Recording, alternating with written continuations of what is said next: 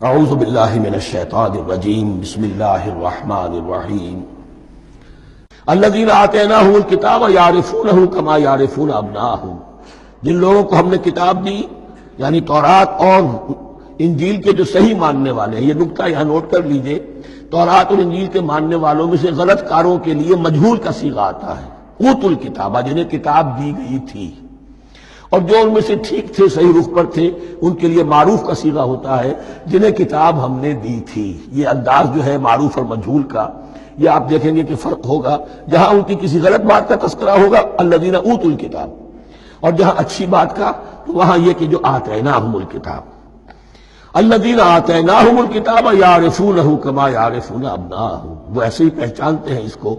ہو کی ضمیر قبلے کی طرف بھی ہے، اور ہو کی ضمیر محمد الرسول اللہ کی طرف بھی ہے، ہو کی ضمیر قرآن کی طرف بھی ہے۔ ایسے پہچانتے ہیں جیسے اپنے بیٹوں کو۔ وَإِنَّ فَرِيقًا مِّنْهُمْ، اور یقیناً ان میں سے گروہ وہ ہے لَيَكْتُمُونَ الْحَقَّ وَهُمْ يَعْلَمُونَ، جو جانتے بوجھتے حق کو چھپاتے ہیں۔ الحق من ربک، یہ حق ہے آپ کے رب کی طرف سے۔ فَلَا تَكُونَنَّ مِنَ الْمُمْتَرِينَ، تو آپ ہرگز نہ بنے شک کرنے والوں میں۔ یہ حضور سے خطاب ہو رہا ہے، اور حضور کی وساطت سے اصل میں ہر مسلمان سے خطاب ہو رہا ہے۔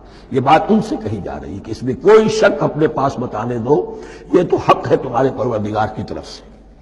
وَلِكُلٍّ وِجْهَةٌ هُوَ مُوَلِّيهَا، ہر ایک کے لیے ہم نے ایک رخ معین کر دیا جس کی طرف کہ وہ رخ کرتا ہے۔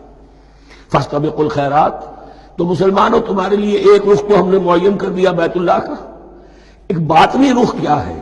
نیکیوں میں ایک دوسرے سے آگے بڑھنے کی کوشش کرو۔ ایک ہے ظاہر، نماز کا ظاہر ہے، آپ نے قبلے کی طرف رخ کر لیا ہے، آپ نے وضو کیا ہے۔ ایک نماز کا باطن ہے، خشوع ہے، خضوع ہے، حضور قلب حاصل ہے، رقت ہے، معلوم ہے کس کے سامنے حاضری ہے۔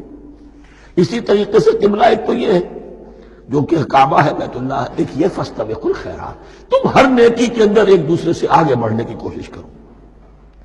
اینما تکونوا یأتی بکم اللہ جمیعا، جہاں کہیں بھی ہوگے اللہ تم سب کو لے آئے گا، جمع کر دے گا۔ ان اللہ علی کل شیء قدیر، یقینا اللہ تعالی ہر چیز پر قادر ہے۔ ومن حیث خرجت فول وجهک شطر المسجد الحرام، اور جدھر سے بھی آپ کا نکلنا ہو، کہیں سفر کریں، کہیں بھی جائیں، تو آپ اپنا رخ پھیر دیجئے مسجد حرام کی طرف۔ وَإِنَّهُ لَلْحَقُّ مِن رَبِّكَ، اور یہ یقیناً حق ہے آپ کے رب کی طرف سے۔ وَمَا اللَّهُ بِغَافِلٍ عَمَّا تَعْمَلُونَ، اور اللہ غافل نہیں اس سے کہ جو تم کر رہے ہو۔ یہاں بظاہر جو ہے کلام حضور سے ہے، اصل میں مسلمانوں سے خطاب ہے بواسطہ محمد صلی اللہ علیہ وسلم۔ وَمِنْ حَيْثُ خَرَجْتَ فَوَلِّ وَجْهَكَ شَطْرَ الْمَسْجِدِ الْحَرَامِ وَحَيْثُ مَا كُنْتُمْ فَوَلُّوا وُجُوهَكُمْ شَطْرَهُ، اور دیکھو جہاں بھی تم نکلو اپنا رخ کرو مسجد حرام کی طرف۔ امریکہ میں جاؤ تب بھی رخ ہوگا مسجد حرام کی طرف، روس میں جاؤ رخ تمہارا ہوگا مسجد حرام کی طرف۔ وَحَيْثُ مَا كُنْتُمْ، اور اے مسلمانوں جہاں کہیں بھی تم ہو، فَوَلُّوا وُجُوهَكُمْ شَطْرَهُ، تو اپنے چہروں کو پھیر دو اسی کے رخ پر۔ لِأَلَّا يَكُونَ لِلنَّاسِ عَلَيْكُمْ حُجَّةٌ، تاکہ نہ رہے لوگوں کے پاس تمہارے خلاف کوئی دلیل۔ اب اس بات کو سمجھ لیجئے کہ چونکہ تورات میں لکھا ہوا تھا کہ نبی آخر الزمان کا قبلہ کعبہ ہوگا، اگر حضور یہ قبلہ اختیار نہ کرتے تو علماء یہود حجت قائم کرتے مسلمانوں پر کہ دیکھو تورات میں تو یہ لکھا ہے اور انہوں نے وہ اختیار نہیں کیا۔ تو یہ گویا کہ ان کے اوپر اتمام حجت بھی ہو رہا ہے اور قطع عذر بھی ہو رہا ہے، ان کی حجت کی جڑ بھی کٹ رہی ہے۔ الا الذین ظلموا منہم، سوائے ان میں سے ان کے جو ظالم ہیں، اعتراض کرنے کے لیے لاکھ انہوں نے پھر بھی ہیلے بہانے بنائی لینے ہیں۔ فلا تخشوہم، تو اے مسلمانوں ان سے نہ ڈرو، واخشونی، مجھ سے ڈرو۔ وَلِأُتِمَّ نِعْمَتِي عَلَيْكُمْ، اور یہ جو تحویل قبلہ ہوئی ہے اور محمد الرسول اللہ صلی اللہ علیہ وسلم کی بعثت کی بنیاد پر ایک نئی امت کو شکل دی جا رہی ہے اور اسے اب امامت الناس سے سرفراز کیا جا رہا ہے، وراثت ابراہیمی اب اسے منتقل ہو گئی ہے۔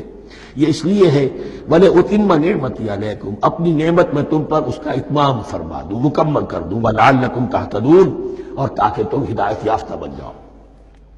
کما ارسلنا فیکم رسولا، جیسے کہ ہم نے بھیج دیا ہے تم میں ایک رسول۔ اب یہ دعا ابراہیم و اسماعیل یاد کر لیجئے، ربنا وبعث فیہم رسولا منہم یتلو علیہم آیاتک ویعلمہم الکتاب والحکمۃ ویزکیہم۔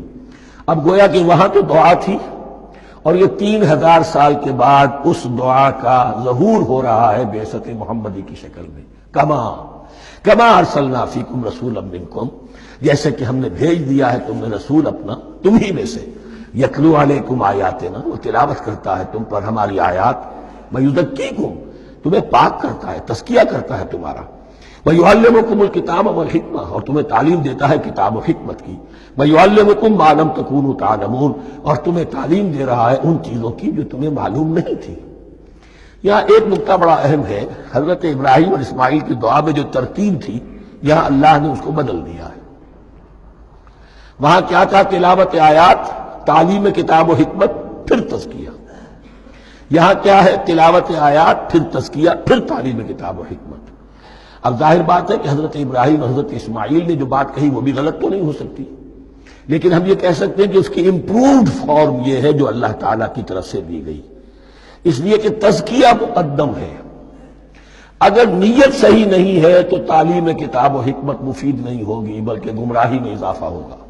نیت کج ہے تو گمراہی بڑھتی چلی جائے گی، اور تزکیہ کا حاصل کیا ہے؟ نیت درست ہو جائے، اخلاص، نحن لہ مخلصون۔ اگر یہ نہیں ہے تو جتنا پڑھو گے، جتنے بڑے عالم ہوگے، شیطان بھی بن سکتے ہو۔ بڑے بڑے فتنے عالموں نے اٹھائے ہیں۔ یہ جو دین اکبری تھا یا دین الہی تھا، اکبر کے تو باپ دادا کو کبھی خیال نہیں آ سکتا تھا اس کا۔ یہ پٹی پڑھانے والے کون تھے؟ ابو الفضل اور فیضی جیسے علماء، بہت بڑے علماء۔ اسی طرح غلام احمد قادیانی، اس کو اصل میں جو بھی پٹیاں پڑھائی ہیں وہ تو پڑھائی حکیم نور الدین نے، جو بہت بڑا عالم تھا، اہل حدیث عالم تھا۔ تو در حقیقت بہت بڑا عالم ہوگا، اگر اس کی کج ہو گئی نیت تو اتنا ہی بڑا فتنہ اٹھا دے گا۔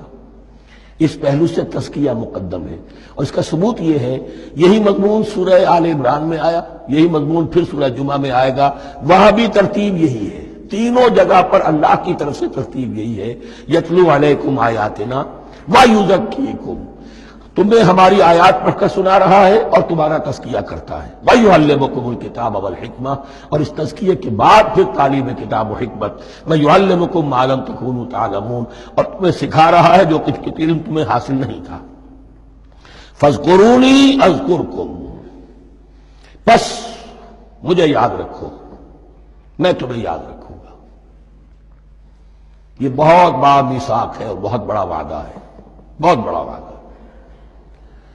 اور یہاں تک حدیث میں پھر اس کی شرح آئی ہے، میرا بندہ اگر مجھے اپنے دل میں یاد کرتا ہے میں بھی اسے اپنے جی میں یاد کرتا ہوں، اور میرا بندہ اگر میرا ذکر کسی محفل میں کرتا ہے تو میں اس سے بہت اعلیٰ محفل میں اس کا ذکر کرتا ہوں۔